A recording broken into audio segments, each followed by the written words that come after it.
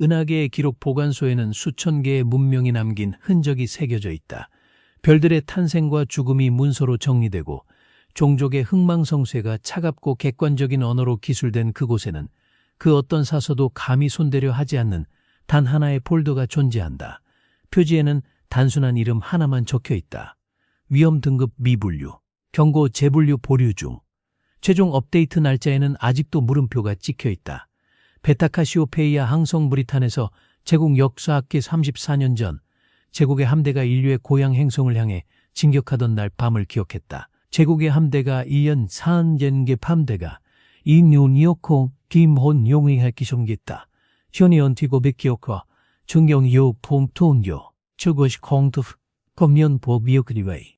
당시 그녀는 제국 군사정보국 소속의 젊은 분석관이었고 지구인에 관한 방대한 데이터를 검토하는 임무를 맡고 있었다. 지금 그녀가 쓰고 있는 이 회고록은 살아남은 자만이 쓸 수 있는 종류의 것이었다. 그녀의 손가락이 발광 키패드 위를 느리게 움직였다. 기록을 시작한다 라고 그녀는 중얼거렸다. 우리는 완전하고도 철저하게 틀렸다. 같은 시각, 은하계의 반대편, 오리온8의 외곽에 위치한 이동식 연구기지 헬리오스 7에서는 곤충형 외계 종족 빌란 연합의 수석 생물학적 특성을 연구하고 있었다. 그는 30년째 인류의 생물학적 특성을 연구하고 있었다. 그는 30근 삼정성 연구의 근태, 피난띠의 담이스담 시가만비다. 근텀담, 집고감보, 잠지, 강디바, 인티른 립터, 긴wen 텅규어, 용베이엄버, 디븐딥, 지유마. 그의 6개의 눈은 홀로그래픽 디스플레이에 표시된 인간의 신체 구조도를 천천히 훑었다. 연약해 보이는 외피, 쉽게 부서질 것 같은 뼈대, 불완전한 감각기관. 처음 이 자료를 보았을 때 그는 이 종족이 어떻게 자신들의 행성에서조차 살아남았는지 이해할 수 없었다고 고백했다. 그러나 지금 그는 안다. 숫자와 도표가 전달하지 못하는 별자리 아래 파충류형 종족 루나리안 공화국의 퇴역 제독 드라켈 소로하는 인공 중력 조절기가 잡고 있었다. 그의 자리에는 더 이상 손가락이 없었다. 지구와의 전쟁에서 잃어버린 것이었다. 지구와의 전쟁에서 잃어버린 것이었다. 지구와의 전쟁에선 전쟁에는 덧는 적은긴 모른딘한 주구모 저카이요 간든 저겐이 고토두고는 웨어프 도스크웨이고 콜스트 플레이 힘미디흐. 드라켈은 종종 그 손가락이 아직 있는 것처럼 느끼는 유령지체 현상을 경험했다. 군의관은 그것이 정상적인 반응이라고 했다. 그러나 드라켈에게 그것은 일종의 경고였다. 인류를 과소평가했을 때 무슨 일이 일어나는지에 대한 영원히 지워지지 않는 신체적 기억이었다. 은하연합의 공식 기록에 따르면 지구는 처음 발견되었을 당시 위험 등급은 지적 생명체가 없거나 원시적인 수준에 머무른 행성들에 부여되었다. 이 등급의 문명들은 아직 항성 간 여행을 발전시키지 못했으나 내부 갈등이나 기술적 혁신으로 인해 잠적이 경긴도로 하는 평가를 받았다. 예창 근통던지도 경기 계속뒤 영적고 이란타랏 이어마미트기 정적대 전금원대로 출비시교기 퉁타이스키 거이며 이와번이 비미오메오물. 그러니까 지구는 첫 분류 당시 은하연합의 눈에 그저 조금 눈여겨볼 만한 신생 문명 정도였던 것이다. 그 분류를 담당했던 연합 탐사대의 책임자 이름은 퀸타리오 마셀이었다. 그는 지금도 살아있었고 자신이 저지른 분류 오류에 대한 공식 책임 조사를 여전히 받고 있었다. 은하연합의회는 그 사건을 단순한 개인의 실수가 아니라 시스템 전반의 구조적 결함으로 보았다. 어떻게 그토록 많은 데이터가 있었음에도 우리는 아무것도 보지 못했는가? 그 답은 간단하면서도 충격적이었다. 우리는 우리가 보고 싶은 것만 보았다. 인류의 데이터 파일은 두껍다. 아니, 그 표현은 틀렸다. 아니, 그 표현은 틀렸다. 그는 틀은 두껍다. 이 타입 파일은 어느 타입 주비니테이 가이던타 마번 운문도루 윤두 판도 행이농화너 이웬드게이코 주비니 촉불부스tun스농원이오. 인류의 데이터 파일은 우리가 가진 저장 시스템의 용량 한계를 여러 번 초과했다. 지구에 대한 정보는 방대했다. 대기 구성, 수문학적 주기, 생태계 다양성, 지질학적 특성. 그 역사는 단 하나의 단어로 요약될 수 있었다. 전쟁. 인류는 자신들이 기록을 남기기 시작한 숭돌, 도시국가 간의 전쟁, 대륙을 횡단한 제국 간에 했던 두 차례의 세계대전, 데이터를 보면 인류는 매우 폭력적인 동족이었다. 인류가 싸우는 방식이 아니라 인류가 왜 싸우는가를 이해하지 못했던 것이다. 인류가 시다 이유자 모천단계한지 무슨 돈된 통연 입학계 피어. 저건 곰다해. 종도이고는 퇴용주요 버스커피포이 워토요. 은하연합의 크로마 7 행성계에 위치한 고등전략연구소에서 근무하던 전임 전략 분석관 루나타 베시오는 당시를 이렇게 회고했다. 우리는 인류의 전쟁 역사를 보면서 그들이 자기 파괴적 성향을 가진 종족이라고 결론지었습니다. 서로 싸우고 서로 죽이고 자신들의 자원과 환경을 파괴하는 종족. 우리는 그들이 외부의 위협에 직면하면 더욱 분열할 것이라고 예측했습니다. 내부 갈등이 심한 종족일수록 외부의 압력에 취약하다는 것이 은하연합의 표준 전략 모델이었습니다. 아니, 알 수 없었습니다. 왜냐하면 인류처럼 행동하는 종족을 우리는 역사상 한 번도 만난 적이 없었습니다. 크라노스 제국의 군사 아카데미에서 교관으로 재직했던 베테랑 장교 카르다 브로마니타, 필련의 적을 조프가하고 전략을 수립하는 연습을 시키는 거였죠. 그 훈련에서 지구 파일을 받은 생도팀은 항상 비슷한 결론에 도달했어요. 한근 저글리딘 한기소. 저기서는도 커머머워머. 돈바니유 교사한마는 푸따모 언더모 떡사이 힘바이간 팽이 스토리. 보여보드 일루타냐온도 마스터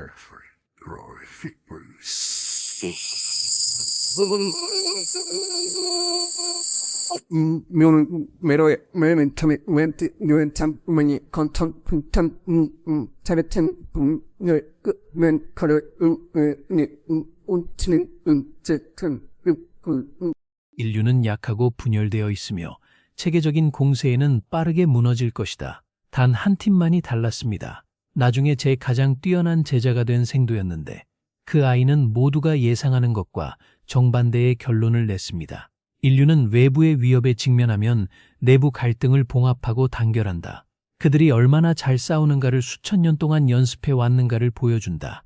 저는 그 생도의 보고서에 최하점을 주었습니다. 규범적 전략 분석에서 벗어났다는 이유로요. 지그시 은하 연합 생물학자들이 지구에 붙인 비공식 명칭이었다.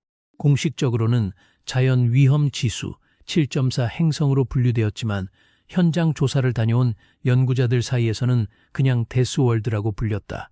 이유는 명확했다. 지구는 죽이려는 것들로 가득 차 있었다. 치명적인 독을 품은 식물, 작은 상처만으로도 치명적인 감염을 일으키는 미생물, 인간의 면역 체계를 무너뜨리는 병원균, 그리고 인류는 그 모든 것들 사이에서 살아남았다. 80억이 넘는 개체수, 행성 전체를 뒤덮은 도시들, 무주로 뻗은 탐욕 현계 그들을 창가가 인류는 데스월드에서 살아남기 위해 진화했다. 인류는 데스월드에서 살아남기 위해 진화했다.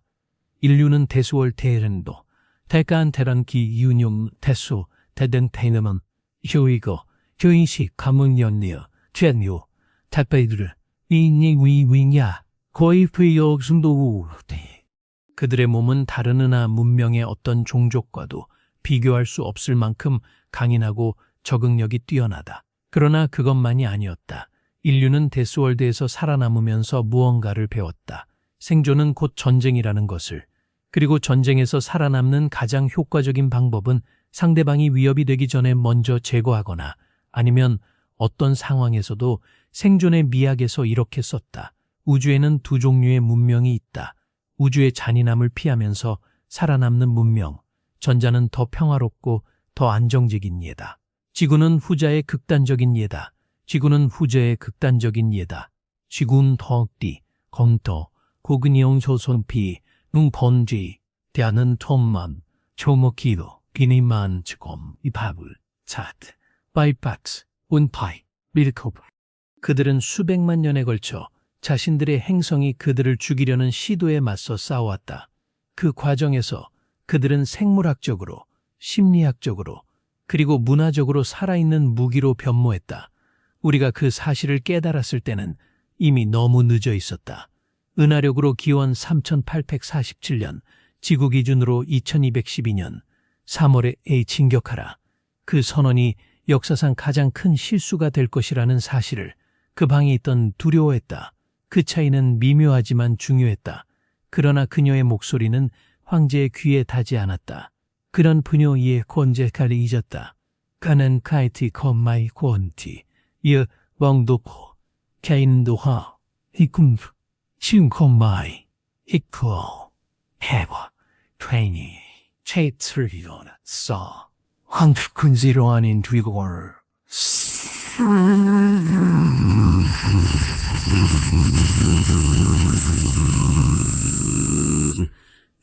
네, 나,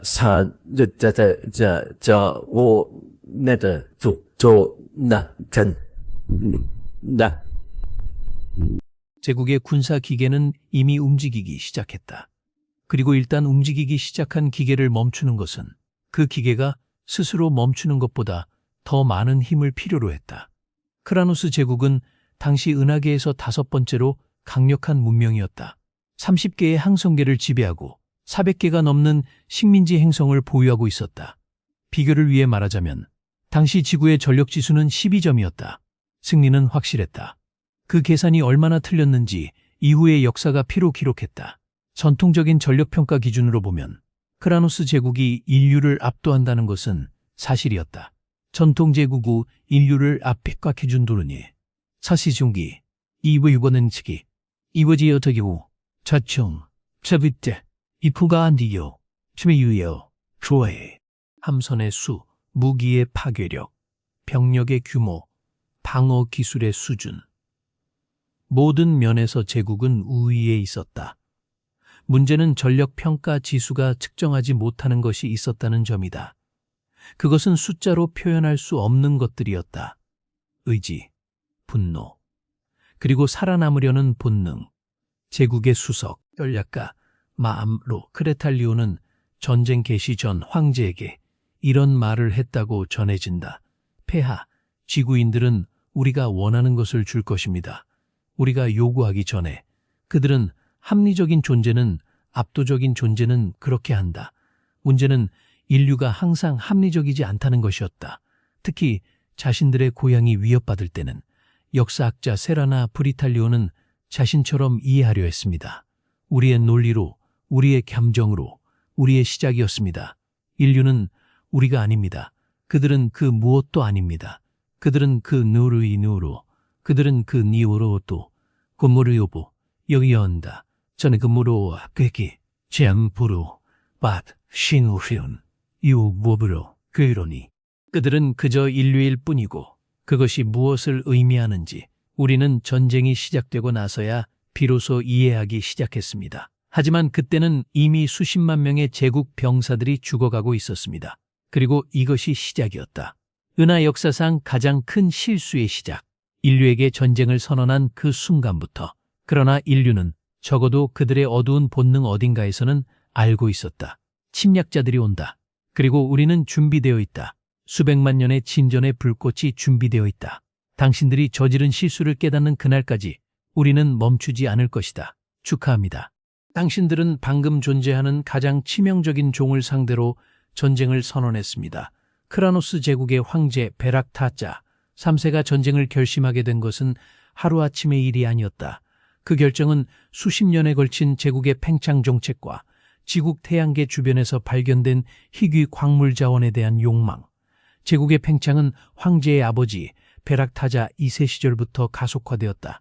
선왕은 자원이 풍부한 행성들을 제국의 군사력 앞에 오래 버티지 못했다. 은하연합이 공식적으로 개입하기에는 너무 작은 규모의 충돌들이었고 제국은 그 틈새를 교묘하게 활용했다. 제국은 그 틈새 중계 정구, 제공 그 정도니, 적은 더근더른티, 종산정돔 카카오, 코니타우로오케, 터리로그도베, 또 구급은 수유못, 모르데이 보메, 하키오블레, 광리뷰, 좌페이 원치골. 현황제 베락타자 3세는 아버지의 유산을 이어받았지만 단순히 영토를 늘리는 것만으로는 만족하지 않았다. 그는 제국을 은하계 최강의 세력으로 만들겠다는 야심을 품고 있었다. 그를 위해서는 전략적으로 중요한 행성들을 확보하는 것이 필요했다. 이유는 여러 가지였다. 첫째, 지구는 오리온 8의 교통 요충지에 위치하고 있었다. 그 위치를 확보하면 인근 항성대룡한 가스 행성들에는 제국의 초광속 엔진 연료로 탄도린 크르는 카이에 탕되어버 수십 년 내에 은하간 여행이 가능한 수준에 도달할 것으로 예측되었다. 그 전에 지구를 제국의 통제하에 두는 것이 전략적으로 유리했다. 황제의 수석 참모 다보로 탈리오는 지구 정복 계획의 실질적인 설계자였다. 그는 제국 역사상 가장 젊은 나이에 참모 직위에 오른 천재적인 전략가로 이전의 12개의 행성 정복 계획의 이름은 작전명 황혼이었다. 황혼이라는 이름은 인류 문명의 황혼, 즉 그들의 독립적인 존재의 마지막을 의미했다. 첫 번째 단계는 기습적인 궤도 폭격이었다. 지구의 주력 상륙이었다. 두 번째 단계는 병력 상륙이었다. 두 번째 단계는 병력 상륙이었다. 두 번째 단계는 정역이 악공용, 상륙 상위, 독상위, 책처 문제, 통청교ት 퀸콩은 토니우 작은디고, 참원돈메이크스, 주지타이고, 초머니, 파이드리. 첫 번째 단계에서 지상의 저항이 충분히 약화된 후 제국 지상군 5개 군단이 지구의 주요 대륙 각각에 상륙하여 점령지를 확보하고 인류의 항복을 이끌어내는 것이었다. 세 번째 단계는 흡수였다.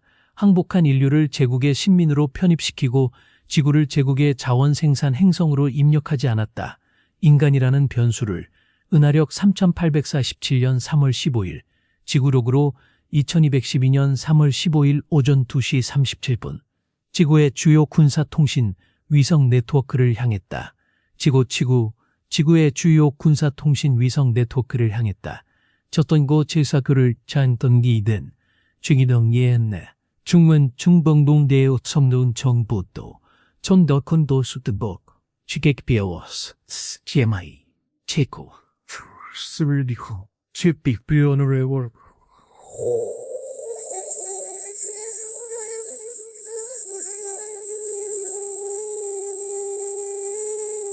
제국의 에너지 투사체가 대기권을 관통하며 만들어내는 빛과 열의 궤적이 전 세계의 밤하늘을 가로질렀다. 잠에서 깨어난 수십억 명의 인간들이 창문 밖으로 쏟아지는 기이한 빛을 바라보았다. 뉴스 채널들은 즉각 방송을 시작했지만 처음 30분 동안은 아무도 무슨 일이 일어나고 있는지 정확히 알지 못했다. 제국의 첫 번째 목표물 중 하나는 서울 외곽의 한국 공군 방공 레이더 기지였다. 레이더 기사 이준혁 상사는 화면에 갑자기 나타난 수천 개의 비정상적인 표적을 보고 눈을 비볐다. 처음에는 장비 오류라고 생각했다. 그러나 오류가 아니었다. 그것은 제국 함대의 선봉대가 지구 궤도에 진입 중, 수량은 정확한 계산 불가. 수천 개 이상으로 추정. 이 시각 현재 대기권 관통 물체 다수 감지, 지상 타격 확인됨. 그 보고는 군 지휘 체계를 따라 빠르게 상부로 그리고 유엔 안전보를 통해 그리고 유엔 안전보장이사회로 그리고 유엔 안전보장이사회로 그리고 냉대운 사익다닝 포인 텍스트럭티의 이름 모뉴드 고코마네타 작시용기 총본타이 자키커이어거목 펜핀 모에오 미스트 캠곽 타이크 테비지코 지구 전체의 군사 통신망이 한꺼번에 깨어나기 시작했다. 이미 많은 곳에서 폭격이 시작되었음에도 불구하고 군사 통신 체계는 살아있었다. 제국의 첫 번째 목표가 통신 위성 파괴였지만 인류는 이미 위성에만 의존하지 않는 다층적 통신 시스템을 구축해두고 있었다. 그 순간 지구 전체에서 수십억 개의 알람이 울렸다. 스마트폰의 긴급 재난 문자 알림이 모든 언어로 동시에 전송되었다. 일부는 믿지 않았다. 그러나 대부분의 인간들은 어두운 밤하늘을 가로지르는 불빛을 바라보면서 조용히 그리고 단호하게 행동하기 시작했다. 그롱이 미키아 통미 코롱콩떼에게 시작했다. 정기경 케비케이 츠켄 킨칸 탱텐 세고 풀키하리 아이들을 안았다. 이웃을 불렀다. 가방을 챙겼다. 지하로 내려갔다. 인류는 재난에 익숙했다. 홍수, 지진, 전쟁, 전염병. 역사는 늘 인간에게 가르쳐왔다. 두려워도 움직여라. 패닉은 나중에 해도 된다. 그러나 그 움직임은 무질서하지 감지 위반 관찰하고 있었다. 그는 이전에 6개의 행성태에 빠지거나 아니면 즉각적인 항복 신호를 보내거나. 지구는 어느 쪽도 아니었다. 물론 패닉은 있었다. 도시 곳곳에서 인구가 이동하는 모습이 열화상 카메라에 포착되었다. 그러나 그 움직임은 무질표, 격하다. 이온미언디기, 가난연, 부시가니, 뒤위용의, 검투위, 캄범디, 이파이. 오히려 그것은 어떤 패턴을 가지고 있었다. 인간들은 특정 방향으로 이동하고 있었다. 지하로, 건물 안으로, 미리 준비된 것처럼 보이는 장소로. 탈리온 수석 참모가 예상한 것처럼 인프라가 무너지고 지휘 체계가 붕괴하는 모습은 보이지 않았다. 오히려 지구의 군사 통신 활동은 폭격이 시작제 급편함을 무시했다. 첫 번째 실수는 인류를 과소평가한 것이었다. 그리고 그 두 실수의 대가는 이후 수년에 걸쳐 제국 전체가 치르게 된다. 지구 시각으로 폭격 개시 후 정체한 일이 벌어졌다. 전혀 예상치 못한 일이 벌어졌다. 전혀 이상치고 정계미디 모 이찬느며 자승계 고리비도이 즉각 제이디 비닝이 저피카이 소비다이 걸었고 세 콤모 솜뚜 못툰 투피투fun투 헐 포고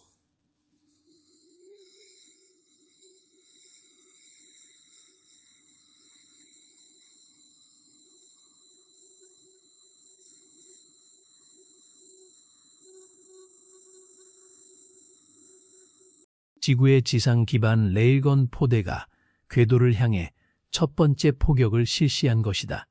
제국의 함선 3척이 피격되었다. 2척은 경미한 손상을, 한 척은 중대한 피해를 입었다. 함선의 외부 센서 어레이가 완전히 파괴되었다. 그러나 이미 주요 군사시설을 폭격한 후에도 그들이 그 능력을 사용할 수 있다는 것은 계획에 포함되어 있지 않았다. 관측반의 부지휘관 레라다 보시닉이 물었다. 지휘관님, 보고서에는 저기 봐. 포대가 또 발사하고 있잖아. 페이고 페이다도 발사하고 있잖아. 그런데 토게가 저희 포대의 고비요. 토듬네 컨텍스가레 투키 토고 페이고 파이공 되게 안 보이기 기 푼덱슨퐁 톤도 포르 포르타보 스퓨리. 알고 보니 인류는 주요 군사시설 외에도 전국 각지의 산악지대와 지하에 수십 개의 예비 포대를 숨겨두고 있었다. 그것들은 주 전력이 아니었다. 주 전력이 파괴되었을 때를 대비한 백업 시스템이었다. 인류는 적이 자신들의 주요 방어시설을 파괴할 것을 미리 예상하고 그들은 패배를 예상하면서도 싸울 준비를 한다. 그들은 패배를 예상하면서도 싸울 준비를 한다. 인류는 방어선을 미리 준비해 놓는다. 왜냐하면 그들의 역사가 가르쳐 주었기 때문이다. 그들은 그래도 싸움 끝나지 않는다. 지하 벙커에서 지구통합방위 사령부가 가동되기 시작하던 가동되기 시고전되고 고서 그 가동되기도 고피 깨둔데 그때도 총군단이 듣고 그대로이 고다투파 가드나니 커를 와르게월베 요르자 그 존재는 공식적으로 알려지지 않았다. 유엔 안전보장이사회의 비공개 회의에서 15년 전에 설립 결의가 이루어진 이 기구는 외계 문명과의 무력 충돌 가능성에 대비하여 만들어진 극비 조직이었다. 지구통합방위 사령관에게는 지구상의 모든 군사 조직을 지휘할 수 있는 권한이 부여되어 있었다. 초대 사령관은 중국, 러시아, 인도, 브라질 출신의 장군들이 맡고 있었다. 그것은 상징적인 구성이 아니었다. 실질적인 공동 지휘 체계였다. 초대 사령관의 이름은 케빈 마셜 대장이었다. 폭격이 시작되는 순간 그는 리암 병고를 받았다. 외계 문명의 함선일 가능성이 높다는 분석이 함께였다. 그리고 지구의 모든 군사 자산에 경계태세 최고 단계인 대포콘 1을 발령했다. 턴게인 총계인데이 정계인계 태송이나 저그렁이 개중도수 인더 피고 이젠 더 칭긴바이 꼭토니 온덕인 무비 캠게이 최미리 비베오마트 세상에 처음이라는 것은 없습니다. 라고 마셜 대장은 이후에 회고록에서 썼다. 우리가 두려워했던 그 날은 사실 수십 년 전부터 준비해온 날이었습니다. 우리는 달랐습니다. 우리는 외계 문명이 존재한다는 것도 알았습니다. 그래서 우리는 준비했습니다. 충분할 수 없었을 것입니다. 하지만 준비가 없는 것과 불충분한 준비 사이의 차이는 생사의 차이입니다. 크라노스 제국의 함대는 지구 주요 도시들에 대한 선별적 폭격을 계속했다. 그러나 결과는 예상과 달랐다. 파괴된 시설들의 수는 예상대로였지만 인류의 전투 능력은 파괴되지 않았다. 예약커문은 예산다. 예약한다. 승리체. 피도스도. 포데이커멘. 스타. 퇴약을 컴. 파이어. 지허비. 쥐누먼두쿠. 범바콰이. 오히려 폭격이 진행될수록 인류의 저항은 더욱 조직화되고 집중되는 것처럼 보였다. 파리 시민 엘리자베스 뒤보아는 그 밤을 기억했다. 나는 아이들을 데리고 지하철역으로 내려갔습니다. 이미 수천 명의 사람들이 울고 있었고 노인들은 서로 부축하고 있었습니다. 공포였냐고요? 물론이었습니다. 저는 그 어두운 지하 통로에서 무언가를 보았습니다. 이웃 아저씨가 의약품을 꺼내서 필요한 사람들에게 나눠주고 있었습니다. 결코 포기하지 않는다. 그것이 인간입니다. 결코 포기하지 않는다. 그것이 인간입니다. 결지고기 서기, 임요나난, 가도구이 서이, 조일레미누, 치툴루, 토로크란, 고기메이코, 관단다, 후슐로, 줄로, 오퍼프스버보이. 도쿄의 지하 대피소에서는 전직 자위대 대령 야마모토 켄지가 자발적으로 주변 민간인들을 조직하기 시작했다. 그는 군복을 입지 않았다. 은퇴한 지 오래였다. 그는 사람들을 분류했다. 의료 경험이 있는 사람들을 한쪽에 모았다. 그는 즉석에서 민간 방어 조직을 구성하기 시작했다. 명령을 기다리는 것이 아니라 행동했다. 그것이 인간이 하는 방식이었다. 뭄바이의 한 의과대학 내부에서는 의대생들이 지도 교수 없이 자체적으로 응급의료소를 차렸다. 그는 2시간 전만 해도 기말고사를 걱정하고 있었다. 그는 2시간 전만 해도 이절한 전만 해도 이된 인네트게 걱두사리 감수지 게 시 시게람든 박한가 인기한모 게트기게 노히보 베이시클뷰스트 스피오야와 서머구 예이석 스진 있는 둥트이비인데 기모미미 마보여포 데키 다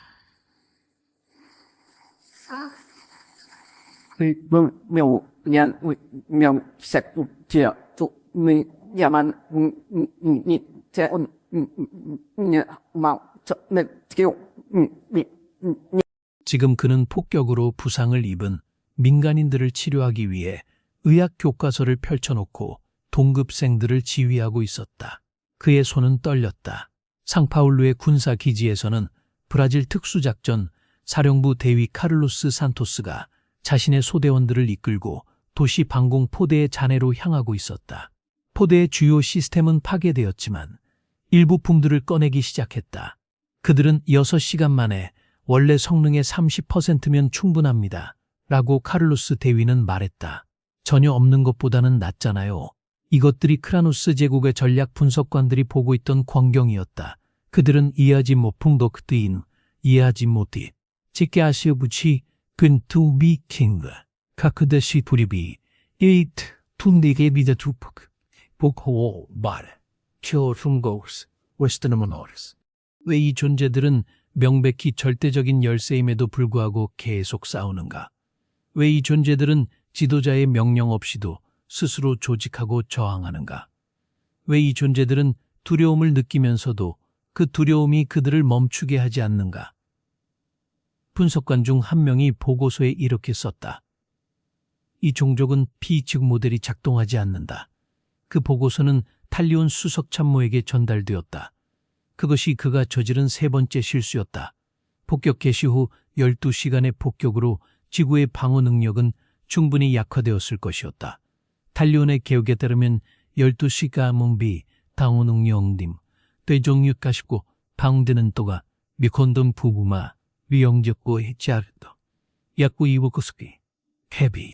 실제로 지구의 방어 시설 중 약 40%가 파괴되거나 기능을 상실했다. 그것은 계획보다 훨씬 낮은 성과였다. 목표는 70%였다.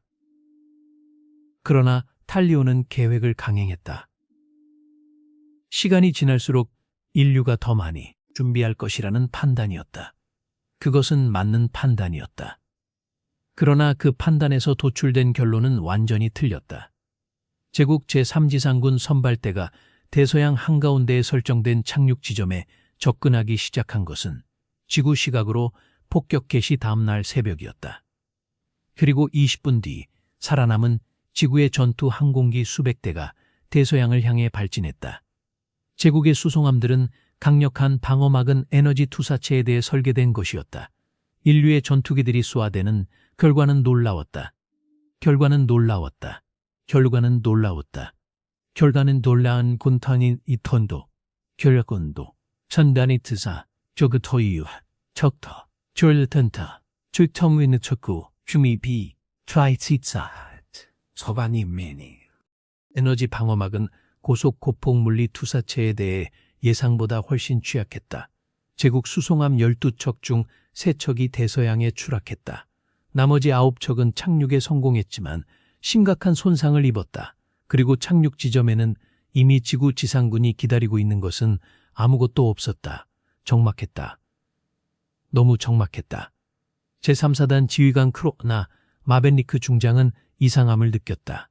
선발대가 착륙하는 것을 알고 있는 적이 왜 자신의 위치를 숨기는가? 갑자기 사방에서 인간의 병사들이 나타났다. 모래 속에서, 숲 속에서, 바위 뒤에서. 그들은 완벽하게 위장되어 있었다. 그리고 그들의 무기는 제국 병사들의 에너지 방어막과 장갑을 뚫을 수 있는 특수 설계된 것들이었다. 나중에 밝혀진 사실이지만 인류는 이 착륙 지점을 예측하고 수천 명의 특수부대원들을 미리 배치해 두었던 거 있었다. 그러나 마벤리크 중장은 그 순간을 다음과 같이 기록했다. 그들은 우리가 올 것을 알았다. 우리가 어디에 착륙할지를 알았다. 그리고 우리는 그 안으로 기꺼이 걸어 들어갔다. 그리고 우리는 그 안으로 기꺼이 걸어 들어갔다. 그리고 우리는 던그 포로 들어갔다. 그리고 우리는 그 특하 시케퍼이 소테 우리는 검문건 더 그리건데리 투얼 버스나 첫 번째 상륙 작전에서 제국은 약 2,000명의 병력을 잃었다. 전략적으로는 큰 숫자가 아니었다. 그러나 그것이 가져온 심리적 충격은 숫자보다 훨씬 컸다. 인류가 저항할 수 없을 것이라는 제국의 가정이 첫 번째 접촉에서부터 무너지기 시작했다. 그는 아직 낙관적이었다. 초기의 손실은 예상할 수 있는 범위 아니었다. 인류는 분명히 더 많은 화력을, 더 많은 범력을 투입하는 것이 답이 아니었다. 그러나 탈륜의 사고방식에는 그 가능성이 존재하지 않았다. 그에게 전쟁은 수와 화력은 뉴스킨, 개본주 섬기는 자기 종미의 문제켜. 자그 층한 통년이 어때? 잭스동 미움도 쓰겠고. 치우프순디우, 폴로피노스뷰, 프로베거부마훈 징베니. 더 많이 가진 쪽이 이긴다. 그것이 그가 30년간의 전쟁 경험에서 배운 교훈이었다. 하지만 인류는 그 규칙을 따르지 않았다. 왜냐하면 인류의 역사에는 더 적은 수로 더 많은 수를 이긴 사례들이 가득했기 때문이다. 테르모필레에서 레오니다스의 300명, 아젠쿠르에서 영국의 장궁적으로 알고 있었다. 왜냐하면 그것이 인류의 역사 그 자체였기 때문이다. 인류는 항상 어딘가에서 열세였다. 자연 앞에서, 기후 앞에서, 포식자 앞에서, 그리고 이제 그들은 별들에서 내려온 침략자들 앞에서도 같은 일을 하려 하고 있었다. 같은데 잉시인되었는 발서도 같은 일을 하려 걱샤. 킹콘돔 포민차수건 기소보다 마이방구 검언법은 폼카이유 융드 힘안바이 힘모이 킹타. 전쟁이 시작된 지 닷새가 지났다. 지구 전역에서 전투가 벌어지고 있었지만 가장 치열한 전투는 북아프리카의 사하라 사막지대에서 벌어졌다. 크라노스 제국의 제7기갑 군단이 지중해 연안에 상륙한 뒤 남쪽으로 진격하던 중 이집트 리비아 국경지대에서 유엔 통합방위군 북아프리카 사령과 3만 명의 병력으로 구성된 강력한 부대였다. 제국의 표준 전술에 따라 전방에 중화기를 집중 배치하고 측면을 기동 부대로 보호하며 후방의 보급 및 지원 부대림이었다. 그는 20년의 군 경력 동안 시나이 반도에서 3차례의 분쟁을 경험한 베테랑이었다. 자니 총타린 잼데 장례위는 캬하이 군드는 여지벤트 타마인토는 디주스 조농은 카인과 성유프도 정동문도 보이 그는 자신이 보유한 전력으로 제국의 제7기갑 군단을 정면으로 상대할 수 없다는 것을 알았다. 그래서 그는 정면으로 싸우지 않았다. 이브라임 준장의 전술은 단순했다. 사막을 무기로 만들자. 제국의 기갑 차량들은 지구의 극한 기후 조건에 최적화되어 있지 않았다. 사하라의 극심한 열기, 모래 폭풍, 그리고 광대한 지형은 제국의 첨단 장비들을 일으켰다. 먼지 필터가 막혔다. 항법 시스템이 모래입 부대에는 이집트 출신 병사들이 다수를 차지했다. 그들은 사하라에서 태어나고 자란 사람들이었다. 그리고 언제 공격하고 언제 물러나는지를 알았다. 그리고 언제 공격하고 언제 물러나는지를 알았다. 그리고 언제 공격하고 언제 물러는지 다가 이분 다 있다. 산불 곰만집이 제이선수 사케문 주인들 자리어익 자영 제7기갑 군단의 진격이 시작된 지 12시간 만에 이브라힘의 부대는 제국군의 측면을 기습 공격했다. 기습은 성공적이었다. 제국군 차량 수백 대가 파괴되었고 진격이 멈췄다. 그러나 이브라임 준장은 한 가지 결정을 내렸다. 철수한다. 그리고 다시 기다린다. 제국군 지휘관 브로따 케마닉 상장은 이브라임의 전술을 이해하지 못했다. 그것은 그가 아는 전쟁의 방식이 아니었다. 그는 시간을 벌고 있었다. 제국군이 사하라의 열기와 씨름하는 동안 이브라임의 후방에서는 새로운 무기 시스템이 배치되고 있었다. 제국군이 사라의 파리바니였다. 이브라임의 후방에 제로포에 있었다. 제것도 겐더르 군고 주곡하고 띠부리 파키도이 지고르 감교문 모부 꼬보고구 키 끼깨꽃카르 스스본 동구가에 수, 크고,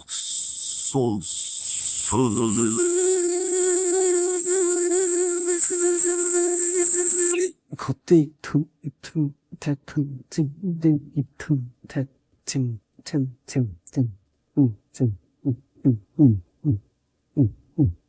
지구 방위 과학 연구소에서 전쟁 발발 이후 불철주야 작업한 끝에 완성된 새로운 대형 차량 저격 시스템이었다. 그것은 제국 기갑 차량의 동력 시스템에 특화된 주파수의 전자기 펄스를 발사할 수 있었다. 인류는 전쟁이 시작된 지 일주일 만에 제국 기갑 차량의 약점을 분석하고 그에 맞는 무기를 개발한 것이다. 위협에 직면하면 인간의 지성은 초집중 상태에 들어간다. 문제를 분석하고 해결책을 찾고 그것을 즉각 실행한다. 전쟁 발발 10일 만에 이브라임의 부대는 새 무기를 들고 제7기갑 군단에 반격을 가했다. 결과는 일방적이었다. 적결가, 적교겠다. 결칸적인 단. 이창연대, 이수등대, 이용증도, 공등도 훈주로 모두시들. 유리니웨이 걸고 배수 걷고 와이와 유행 센트링코린 티언타이 진택권 칩시닌 타키 치크 트리미티 키비지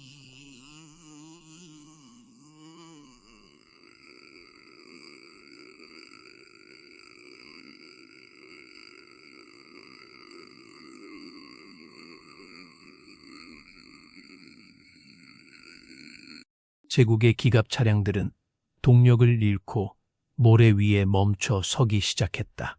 이브라힘의 병사들은 그 기회를 놓치지 않았다. 기동력을 잃은 제국군의 기갑 차량들은 고철 더미에 불과했다. 사하라 전투는 제국의 제7기갑 군단이 완전히 괴멸되면서 끝났다. 3만 명의 제3기동부대는 전력의 절반 이상을 잃었다. 그 중에는 이브라임 준장은 전투가 끝난 뒤 사막에 앉아 오랫동안 하늘을 바라보았다고 전해진다. 같은 시각 지구의 반대편에서도 비슷한 전투들이 벌어지고 있었다. 캠프지, 기국은 전투 케용톤더, 각갓, 최궁 선종 무이분트레, 제도디과 그버진 누스보, 즉 타스니, 적스코오타, 철게오, 제응구, 데스크리아, 주드카라키, 파운니 몬지스토, 위시스,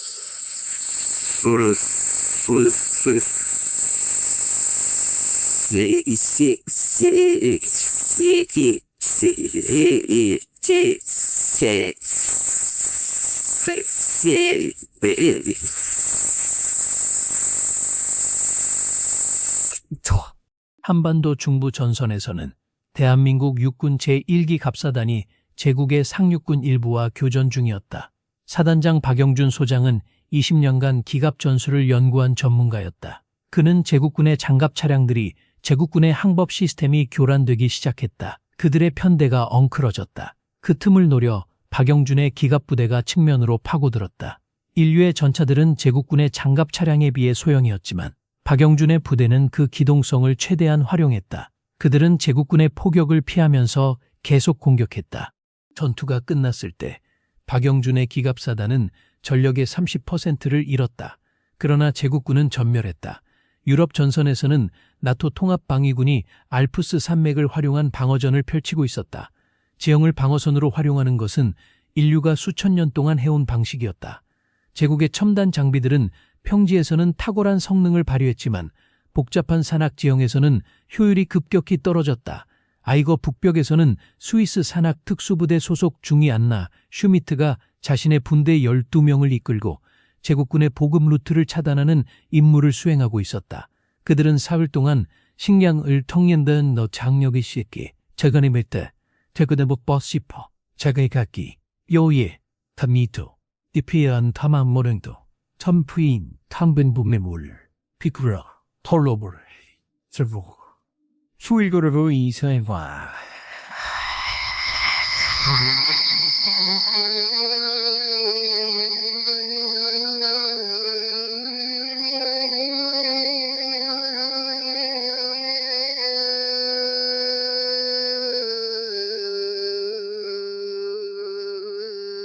영하 20도의 기온, 초속 30m의 바람.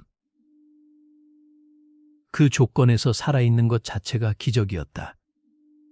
그러나 안나 중위의 분대는 살아있었고 임무를 수행했다.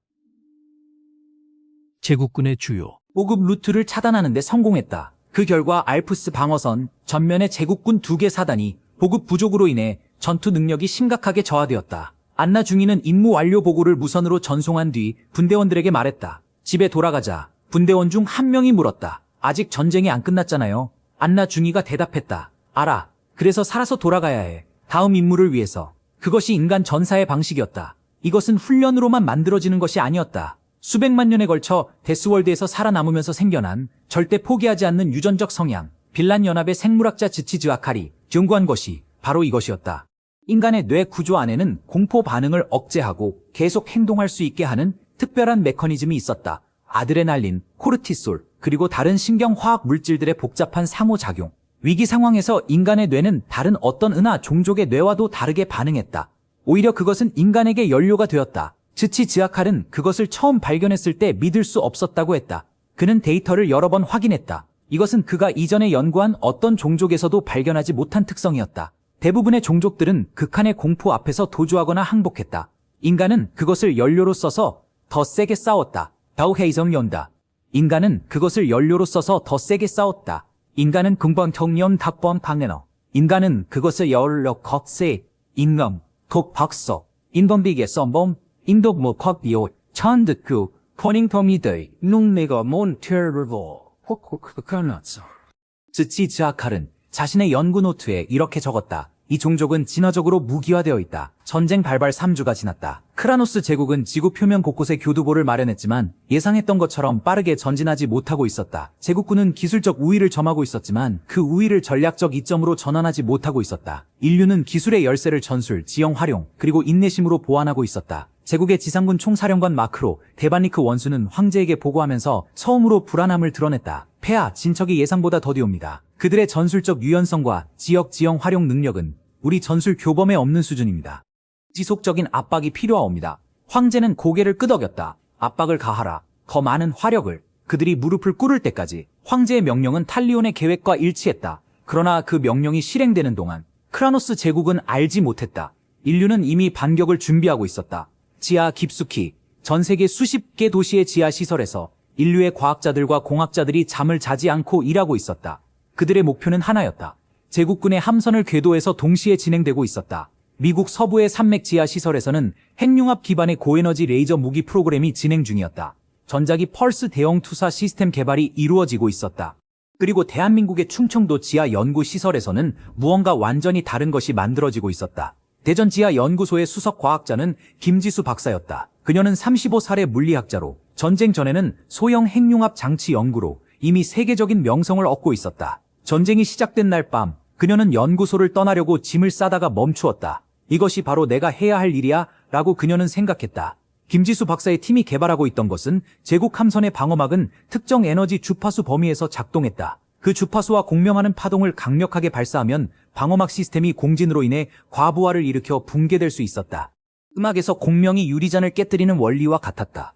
물론 그 아이디어를 실제 무기로 구현하는 것은 전혀 다른 문제였다. 필요한 에너지 출력은 기존 인류 기술의 한계를 훨씬 넘어섰다. 그러나 김지수 박사의 팀에는 이것이 가능하다고 믿는 사람들이 모여 있었다. 그들은 먹지도 자지도 않으며 작업했다. 며칠이 아니었다. 몇 주였다. 전쟁발 25일째 되는 날, 김지수 박사의 팀은 첫 번째 시험 발사를 실시했다. 결과는 실패였다. 팀원들의 사기는 바닥으로 떨어졌다. 일부는 포기하자고 했다. 이건 불가능한 거야. 우리한테 주어진 자원으로는 도저히 안 돼. 우리한테 주어진 자원으로는 안 돼. 그러면 더 많은 자원을 구해오면 되지. 그녀는 즉각 지구 통합방위 사령부에 요청을 보냈다. 우리에게 핵융합로가 더 필요합니다. 마셜 대장은 그 요청을 받고 24시간 내에 전국에서 이동 가능한 소형 핵융합로 6대를 대전 지하 연구소로 이송시켰다. 그것들은 원래 도시 전력 공급용으로 설치된 것들이었다. 도시들이 어둠 속에 앉아있더라도 이 연구를 완성해야 한다고 마셜 대장은 판단했다. 전쟁발 28일째 되는 날, 대전 지하 연구소에서 두 번째 시험 발사가 이루어졌다. 이번에는 충분한 에너지였다. 공명파가 제국 무인 정찰선은 장갑만으로 버텼지만 그 장갑도 다음 순간 산산조각이 났다. 다만 오랫동안 화면을 바라보다가 결국 그 자리에 주저앉아 눈물을 흘렸다. 팀원들도 마찬가지였다. 울면서 서로를 안았다. 그리고 잠시 후 그들은 다시 일어났다. 이것을 실전 배치 가능한 형태로 만들어야 했다. 아직 끝나지 않았다. 그것이 반격의 시작이었다. 제국은 알지 못했다. 그들이 궤도에서 지구를 폭격하는 동안 지구의 내부에서는 무언가가 깨어나고 있었다는 것을. 그것은 위기 앞에서 더욱 강렬하게 타오르는 인류의 본능, 생존을 향한 무서운 집중력, 그리고 침략자들에게 대가를 치르게 하겠다는 불변의 의지가 만들어낸 결과였다. 지구는 아직 죽지 않았다. 오히려 그것은 이제 막 깨어나기 시작했다. 전쟁이 시작된 지 30일이 지났다. 그러나 그 보고들의 내용은 점점 불편해지고 있었다. 정민우 무이슨 굴전다이 국맥같댔다. 그러나 그워드치 삼진이 집었다. 그러나 저만 잠잠텐데이 커니어 뒤졌다. 그러만이 뒤손난. 그러나 다 참던 메이스미노츠 참던 잠내압에 전부 타닝 참데이 자니즈키드 진미오포 오타이 무코 오르치 코코. 북아메리카 대륙 교두보 사령관의 보고, 예상보다 강력한 저항을 받고 있습니다. 지구인들의 전자전 능력이 우리 장비에 상당한 피해를 주고 있습니다. 증원을 요청합니다. 유럽 교두보 사령관의 보고, 지형을 활용한 적의 방어 전술로 인해 진격이 지연되고 있습니다. 경참 보급로가 여러 차례 차단되었습니다. 지구인들의 도시 게릴라 전술은 우리 전술 교범에 없는 수준입니다. 아프리카 교두보 사령관의 보고, 사하라에서 제7기갑 군단이 전멸했습니다. 적이 새로운 종류의 전자기 무기를 사용했습니다. 처음으로 깊은 불안을 느꼈다. 계획은 수립할 때와 다르게 진행되고 있었다. 아니, 계획이 아예 작동하지 않고 있었다. 그는 황제에게 직접 보고하기로 결심했다. 폐하, 지구 정복 계획을 전면 재검토할 필요가 있습니다. 지구인들의 저항은 우리의 예상을 크게 초과하고 있으며 현재의 전략으로는 원하는 결과를 얻을 수 없습니다. 그는 화가 났다. 어떻게 87대 12의 전력 비율에서 우리가 고전한다는 말인가? 더 많은 병력을 투입하라. 더 강하게 밀어붙여라. 그들이 항복할 때까지. 탈리온은 더 이상 말하지 않았다. 그리고 처음으로 그는 세라나 브리탈리온이 전쟁 전에 그에게 제출했던 경고 보고서를 꺼내어 다시 읽었다. 그 보고서에는 이렇게 적혀 있었다. 인류는 자신들의 생존이 위협받을 때 비선형적으로 반응합니다. 위협이 증가할수록 저항도 증가합니다. 그러나 단순히 비례적으로 증가하는 것이 아닙니다. 그것은 기하급수적입니다. 그들의 역사를 분석하면 인류는 절망적인 상황에서 오히려 가장 창의적이고 위험한 존재가 됩니다. 그들에게 공격을 가하는 것은 잠들어 있는 포식자를 깨워버렸다. 그리고 이제 그 포식자가 눈을 뜨고 있었다. 전쟁 발발 45일째, 제국의 전황에 결정적인 변화가 시작되었다. 대한민국의 지하 연구소에서 개발된 공명파 무기 시스템이 처음으로 실전 배치되었다. 코드명 청룡, 그것은 이동식 발사 체계로 설계되었다. 거대한 트레일러 차량에 탑재된 발사 시스템은 산악 지형을 이용해 이동하면서 제국의 궤도 함선을 공격할 수 있었다. 핵융합 동력원이 발생시키는 막대한 에너지를 공명 주파수로 변환하여 대기권을 통과시키는 기술적 난제는 김지수 박사팀이 3주 만에 해결했다. 청룡 발사 시스템의 첫 번째 실전 운용은 비무장지대 북쪽 산악지대에서 이루어졌다. 28살의 그는 공학장교로서 청룡 시스템의 설계에도 참여했다. 그리고 그것이 얼마나 위험한 임무인지도 알았다. 청룡을 발사하는 순간 발사 위치가 제국군에 노출된다. 반격은 즉각 이동한다. 15초. 그게 전부야. 알겠나? 팀원들이 고개를 끄덕였다. 발사 명령이 내려졌다. 청룡 시스템이 초저주파 공명파를 궤도를 향해 발사했다. 20km 상공에 있던 제국의 지원. 함선이 표적이었다. 공명파가 함선의 방어막에 도달하는 데 걸린 시간은 약 3초. 방어막이 붕괴하는 데 걸린 시간은 추가로 2초. 그리고 방어막이 무너진 함선은 후속 재래식 미사일 공격의 속수무책이었다. 제국의 지원 함선 하나가 불꽃을 내뿜으며 궤도에서 대기권 외곽으로 추락하기 시작했다. 그것이 청룡의 첫 번째 전과였다. 정민준 대위의 발사 위치에 떨어졌다. 그 첫 번째 전과 소식은 즉각 지구 전역으로 전파되었다. 지구통합방위사령부 마셜 대장은 그 보고를 받고 청룡 시스템의 대량 생산을 즉각 명령했다. 전 세계 제조시설들이 즉각 전환되었다. 민간 공장들이 군수 생산시설로 바뀌었다. 3주 안에 50대의 청룡 발사 시스템이 추가로 제작되었다. 이것이 또 다른 인류의 특성이었다. 산업 동원 능력. 한번 결심하면 인류의 경제는 전시체제로 전환되는데 놀라울 정도로 빠른 시간이 걸렸다. 제2차 세계대전에서 미국이 전시 경제로 전환하는데 기억 속에, 제도적 설계 속에, 그리고 비상계획서 속에 남아 있었다. 전쟁 발발 60일째, 청룡 시스템이 전 세계에 배치되기 시작했다. 각 대륙의 산악지대와 오지의 발사팀들이 은밀하게 이동했다. 열차폐 소재로 만든 위장 시트를 덮어 씌우고 낮에는 숨었다. 그것은 고단한 작업이었다. 그러나 그 작업에 참여한 모든 병사들은 불평하지 않았다. 왜냐하면 그들 모두 알고 있었기 때문이다. 이것이 전쟁의 흐름을 바꿀 것이라는 것을, 아니, 이것이 전쟁에서 이기는 방법이라는 것을. 전쟁 발발 71째, 지구통합방위사령부는 청룡작전 전면 개시를 명령했다. 전 세계 50개의 발사 위치에서 동시에 청룡 시스템이 활성화되었다. 각 발사팀에게는 구체적인 표적이 할당되어 있었다. 제국의 궤도 함선, 화력 지원 함선, 보급 함선, 오전 3시 전 세계 동시 발사가 시작되었다. 뒤이어 인류의 재래식 미사일과 레일건 포격이 뒤따랐다. 제국의 함선들이 하나씩 불꽃을 내뿜으며 궤도를 이탈하기 시작했다. 그날 밤 지구 궤도에서 제국 함선 16척이 격추되었다. 추가로 23척이 심각한 손상을 입었다. 그것은 전쟁이 시작된 이후 제국이 단 하루에 입은 최대의 함선 손실이었다. 제국 함대 사령관 메에로 다반리크 대원수는 그 보고를 받고 지구인들이 어떻게 우리 방어막을 뚫었는가? 그것이 모두의 질문이었다. 기술 분석반은 공명파 공격이라고 보고했다. 그것을 지구인들이 불과 2달 만에 개발하고 배치했다는 것이 믿기지 않았다. 그러나 현실은 반박의 여지가 없었다. 다반리크 대원수는 물었다. 우리의 방어 대책은 무엇인가? 기술 참모가 대답했다. 공명파 방해 시스템을 개발할 수 있습니다. 그러나 시간이 걸립니다. 얼마나? 최소 3개월. 대원수의 눈이 좁아졌다. 3개월. 그동안 지구인들은 가만히 있지 않을 것이다. 그것은 맞는 예측이었다. 전쟁 발발 80일째. 청룡 시스템의 지속적인 공격으로 제국의 궤도 함대는 점점 약화되고 있었다. 인류의 지상군은 이제 반격에 나서기 시작했다. 수세적 방어에서 공세적 전투로의 전환이었다. 그는 전쟁이 시작된 이후 줄곧 수비 전략을 유지해왔다. 그러나 이제 그는 때가 되었다고 판단했다. 반격의 첫 번째 목표는 제국군의 북아메리카 주요 교두보였다. 멕시코만 연안의 휴스턴 외곽에 제국군은 주요 보급기지를 구축해두고 있었다. 그 기지를 파괴하면 북아메리카 전 지역의 제국군 병참이 차단될 것이었다. 작전을 담당한 것은 미국 특수부대 사령부와 멕시코 특수작전군의 합동부대였다. 지휘관은 미국 육군대령 데이비드 로스였다. 그의 계획은 복잡하지 않았다. 야간에 소규모 팀들이 분산 침투하여 기지의 방어체계를 무력화하고 핵심 시설을 폭파한다. 그리고 빠져나온다. 실행은 완벽하지 않았다. 그 두 팀은 다른 팀들이 임무를 완수할 수 있도록 적을 자신들에게 끌어들이면서 싸웠다. 그들이 살아남지 못했다는 것은 작전 보고서에 간략하게 기록되었다. 그러나 그들의 희생 덕분에 나머지 팀들은 임무를 완수했다.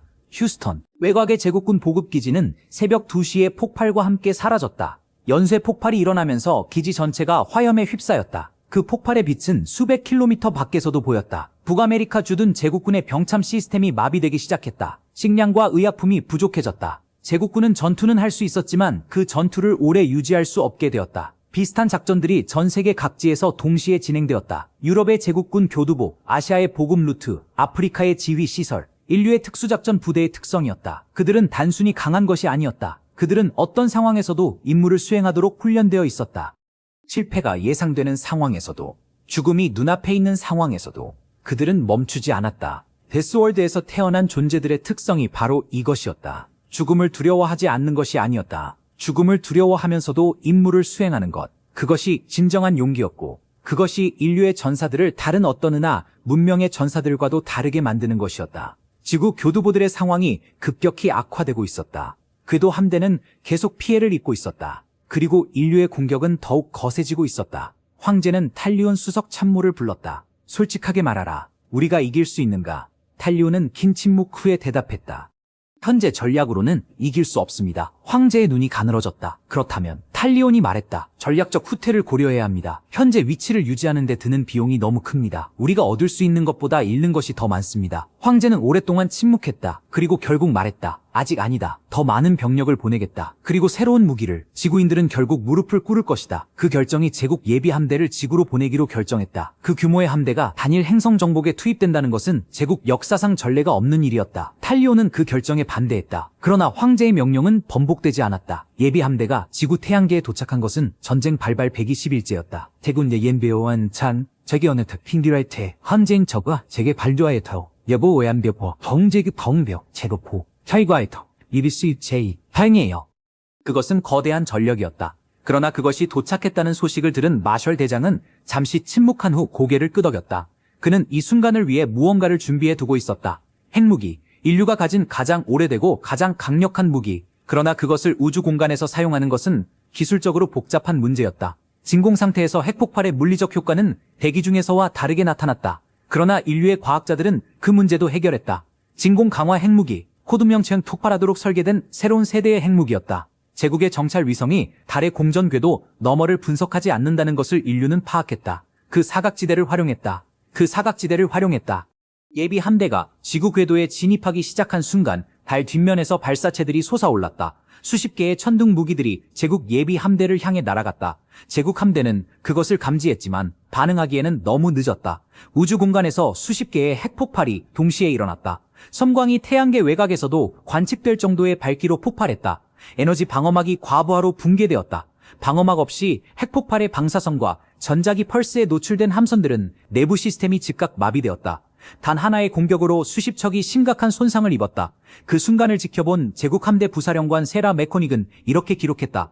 믿을 수가 없었다. 지구인들이 그토록 원시적으로 보였던 핵기술을 이 방식으로 사용할 것이라고는 생각하지 못했다. 그것은 야만적이었다. 아니, 야만적이라는 표현도 부족하다. 그것은 절망한 종족의 마지막 몸부림이 아니었다. 그것은 냉정하고 계산된 전술이었다. 그리고 그에 맞는 무기를 미리 준비해 두었다. 그것이 더 무서웠다. 전쟁의 흐름이 바뀌고 시작했다. 아니, 정확히 말하자면 흐름은 이미 바뀌고 있었고 제국이 그것을 이제 직시하기 시작했다. 전쟁 발발 150일째, 크라노스 제국 내부에서 균열이 시작했다. 전쟁에 투입된 자원은 제국 연간 예산의 거의 절반에 달했다. 그리고 그 자원이 가져오는 것은 승리가 아니라 계속되는 손실이었다. 의원들 중 일부는 협상을 제안했다. 황제는 그 제안을 무시했다. 하지만 무시할 수 없는 것이 있었다. 제국 내 식민 행성들의 불만이었다. 제국의 전쟁이 장기화되면서 병력 징집과 자원 조달이 식민 행성들에 과도하게 집중되었다. 식민 행성들의 주민들은 자신들이 이해하지도 원하지도 않는 전쟁을 위해 희생을 강요받고 있었다. 분노가 쌓였다. 일부 행성에서는 작은 반란이 시작되었다. 그녀는 당시 군사정보국의 분석관에서 황제의 직속 자문관으로 임명되어 있었다. 황제는 전황이 악화되면서 지금껏 자신의 경고를 무시해왔던 브리탈리온의 분성들의 불안이 심화되고 있습니다. 그러나 제국 식민 행성들의 불안이 심화되고 있습니다. 전쟁을 계속할 경우 지구 문제보다 더 큰 내부 문제에 직면할 수 있습니다. 황제는 차갑게 대답했다. 지구를 먼저. 브리탈리온은 더 이상 말하지 않았다. 그러나 그녀는 알았다. 황제가 잘못된 순서로 문제를 해결하려 한다는 것을. 지구를 정복하기도 전에 제국이 안에서 무너질 수도 있다는 것을. 전쟁 발발 110일째. 지구통합방위군은 첫 번째 본격적인 반격 작전을 개시했다. 코드명 폭풍의 귀환. 작전의 목표는 제국군 교두보들을 하나씩 고립시키고 섬멸하는 것이었다. 북아메리카 전선에서는 미국, 캐나다, 멕시코 합동 기동군이 텍사스 일대에 구축된 제국군 주요 교두보를 향해 압박을 가하기 시작했다.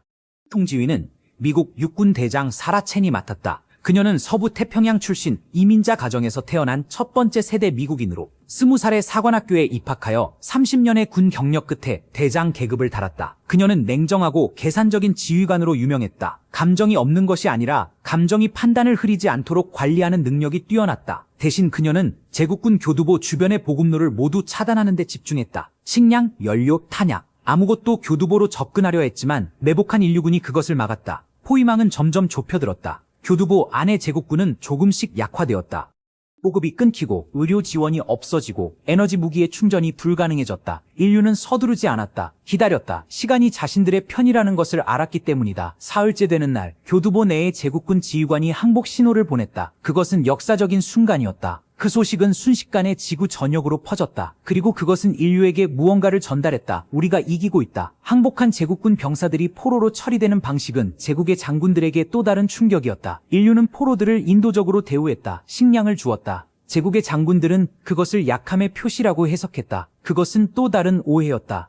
인류가 포로를 인도적으로 대우한 것은 약함이 아니었다. 그것은 계산이었다. 포로들을 잘 대우하면 다음번에 항복하는 제국군이 더 많아질 것이다. 수천 년 동안 서로 싸우면서 그들은 적을 가장 효율적으로 무너뜨리는 방법을 완벽하게 이해하고 있었다. 그것은 단순한 물리적 파괴가 아니었다. 의지의 파괴였다. 그리고 의지를 파괴하는 가장 효과적인 방법 중 하나는 항복해도 죽지 않는다는 것을 적에게 보여주는 것이었다. 그 전략은 효과가 있었다. 이후 제국군의 항복 빈도는 증가했다. 나토 통합방위군은 알프스 방어선에서 반격을 개시했다. 총지휘는 독일 연방군 대장 카를 라이너가 맡았다.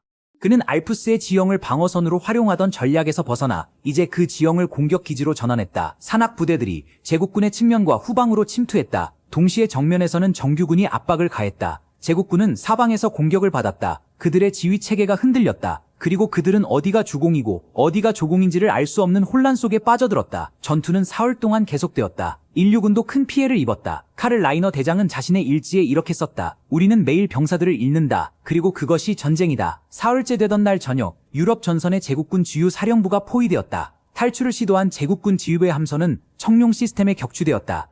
제국군 유럽 주둔 사령관이 사망했다.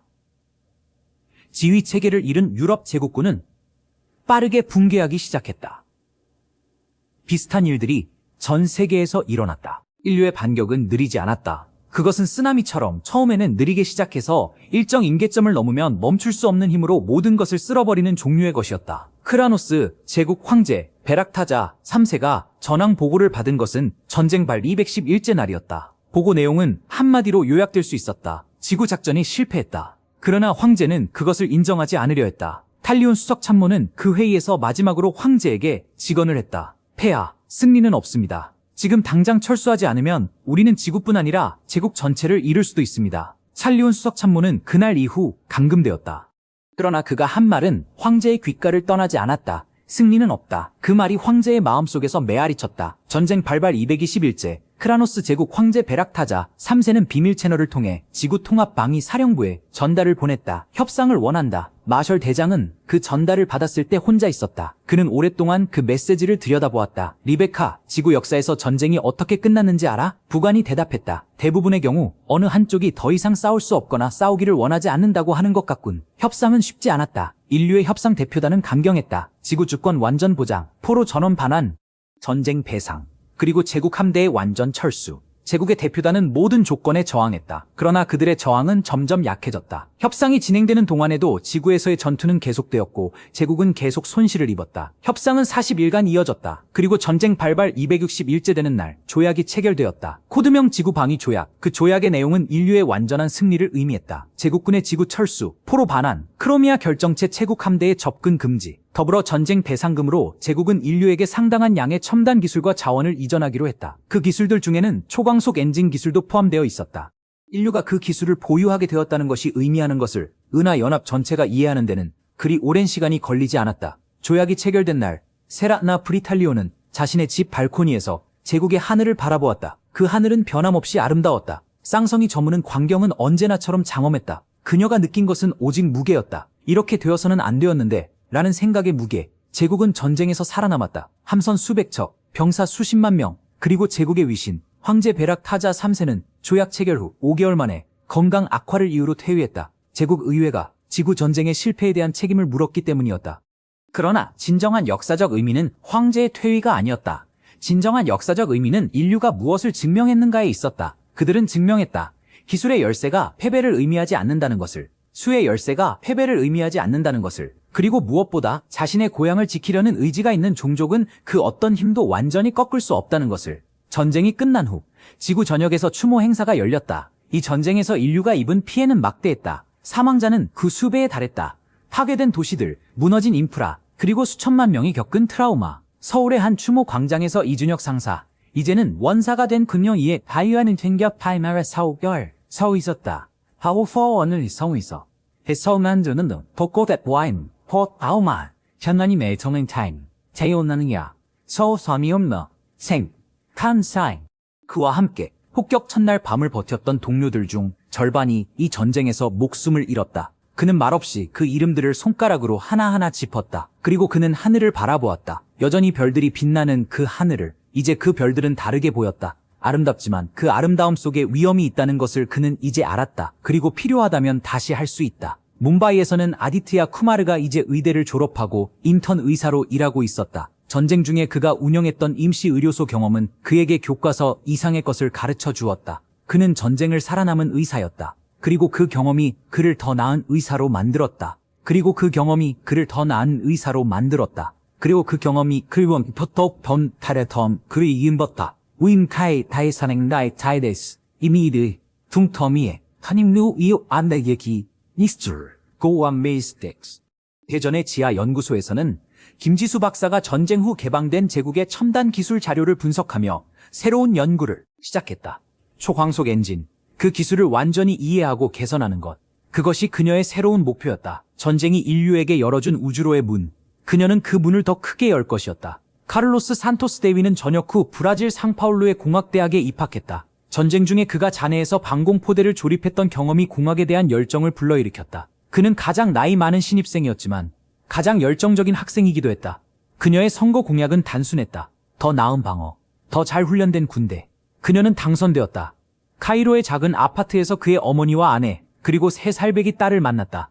그는 많은 말을 하지 않았다. 다만 카말이 어떻게 죽었는지, 왜 그것이 다른 동료들의 생명을 구했는지를 이야기했다. 카말의 어머니는 울었다. 이브라임도 울었다. 그것이 전쟁의 다른 얼굴이었다. 승리 뒤에 남겨진 것들. 제국의 황제 베락 타자 3세는 퇴위 후 제국의 남부 외딴 섬에 유폐되었다. 역사는 그를 실패한 황제로 기록할 것이다. 그는 잘못된 판단을 했지만 그 판단은 개인의 오류만이 아니었다. 그것은 제국 전체가, 그리고 은하 문명 전체가 공유했던 오류였다. 그는 자신의 회고록에서 이렇게 썼다. 나는 너무 늦게 깨달았다. 그것이 나의 죄다. 데이터는 거짓말을 하지 않는다. 숫자는 거짓말을 하지 않는다. 다만 우리가 그것을 잘못 읽었을 뿐이다. 인류의 전력 지수는 10이었다. 그것은 사실이었다. 그러나 그 숫자는 그들이 무기를 얼마나 갖고 있는지를 측정한 것이지 그들이 얼마나 싸울 의지가 있는지를 측정한 것이 아니었다. 우리는 잘못된 것을 측정하고 있었다. 드라켈 제독은 자신의 잃어버린 손가락자리를 바라보면서 이렇게 말했다. 나는 때로 그 손가락이 돌아온다면 어떤 기분일지 생각한다. 나는 이 기억을 간직하고 싶다. 왜냐하면 그것이 내가 인류를 존중하는 이유이기 때문이다. 그들은 나에게 가르쳐 주었다. 진정한 강함이 무엇인지를. 즈치즈아칼 생물학자는 전쟁 후에도 인류 연구를 계속했다. 그러나 이제 그 연구의 목적은 달라졌다. 지단, 지제 그란 달라졌다. 그안이 뭐예요, 언니? 장지, 그거나 자세 차원아. 일롱도의 포나 다음 정치. 찬찬, 찬노, 여아이웨스타하오. 이전에는 인류를 이해하려 했다. 이제 그는 인류에게서 배우려 한다. 그는 자신의 최신 논문에서 이렇게 결론지었다. 인류는 은하계의 다른 어떤 종족과도 다르다. 그들은 두려움을 연료로 쓴다. 절망을 동력으로 쓴다. 그리고 가장 어두운 순간에 가장 밝게 빛난다. 우리는 그것을 비정상이라고 불렀다. 하지만 어쩌면 그것이 은하계가 필요로 하는 것일지도 모른다. 지구방위 조약 체결 후 1년이 지났을 때 인류는 첫 번째 초광속 시험 비행의 조종사는 대한민국 공군 중령 이준혁이었다. 그날 밤 첫 번째 폭격을 보고했던 레이더 기사, 지금은 인류 최초로 초광속 여행을 경험한 인간. 그가 점프해서 돌아왔을 때 지구 통합 방위 사령부 관제실에서는 모든 사람들이 기립하여 박수를 쳤다. 이준혁 중령은 헬멧을 벗고 손등으로 눈가를 닦았다. 그리고 말했다. 별들이 기다리고 있습니다. 그 말은 빠르게 전 세계로 전파되었다.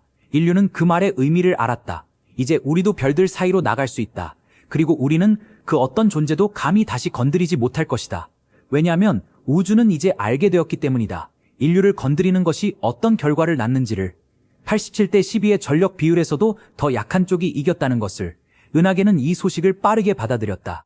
인류가 초광속 여행 능력을 갖추었다는 소식은 빠르게 퍼졌다. 은하연합의회에서는 긴급회의가 소집되었다. 이 변화가 무엇을 의미하는지, 어떻게 대응해야 하는지에 대한 토론이 이루어졌다. 그 토론의 결론은 하나였다. 인류와의 관계를 재정립해야 한다.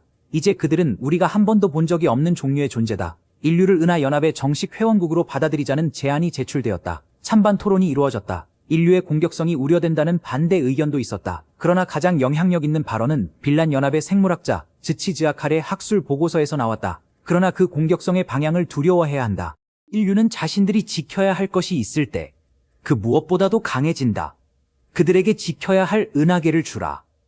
그러면 그들의 공격성은 우리의 최고의 방어가 될 것이다. 그 발언은 찬성표를 이끌어냈다. 인류는 은하연합의 정식 회원국이 되었다. 그로부터 10년 후 인류는 은하연합에서 없어서는 안 될 존재가 되어 있었다. 그들의 군사력은 이제 은하연합 표준 전력 지수로 80을 넘었다. 그러나 그것보다 더 중요한 것은 그들이 가져온 무언가였다. 데스월드에서 수백만 년 동안 진화하면서 얻은 것, 어떤 상황에서도 포기하지 않는 것, 절망 속에서도 방법을 찾는 것. 이제 세란나 브리탈리오는 자신의 회고록의 마지막 장을 쓰고 있었다. 창문 너머 쌍성이 지는 하늘을 바라보면서 그녀는 오랫동안 생각하다가 마침내 손가락을 움직이기 시작했다. 이 글을 읽는 누구에게든 인류는 지금도 그 자리에 있다. 그들의 태양 주변을 도는 작고 파란 행성에서 출발하여 이제 별들 사이 곳곳에 그들의 발자국을 남기고 있다. 그들은 여전히 다툰다. 여전히 실수한다. 여전히 서로 상처를 주고받는다. 그러나 그것이 그들을 정의하지 않는다. 그들을 정의하는 것은 아무리 넘어져도 다시 일어선다는 것이다. 그리고 자신들이 지켜야 한다고 믿는 것을 위해서라면 어떤 희생도 감수한다는 것이다. 크라노스 제국은 그들을 과소평가했다. 우리 모두가 그랬다. 그것이 역사상 가장 비싼 실수 중 하나였다. 이제 은하계는 안다. 인류에게 전쟁을 살아있는 무기를 깨우는 것이다.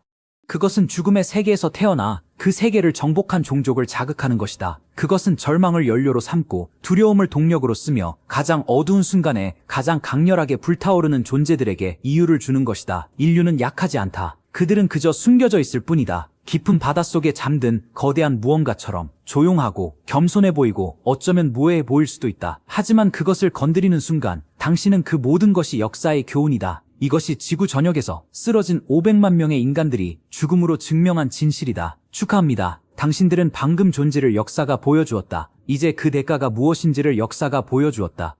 다음은 없기를 바란다. 하지만 만약 다음이 있다면 그 결과도 같을 것이다. 왜냐하면 인류는 변하지 않았기 때문이다. 그들은 여전히 데스월드의 자식들이다. 여전히 생존을 위해 모든 것을 건다. 여전히 자신들이 사랑하는 것을 위해 죽음도 두려워하지 않는다. 그리고 그것이 바로 그들을 은하계에서 가장 무서운 존재로 만드는 것이다. 단지 강하기 때문이 아니라 그들에게는 싸워야 할 이유가 있는 존재는 우주의 어떤 힘도 완전히 꺾을 수 없다. 별들이 기다리고 있다. 그리고 인류는 이미 그 별들을 향해 걷고 있다.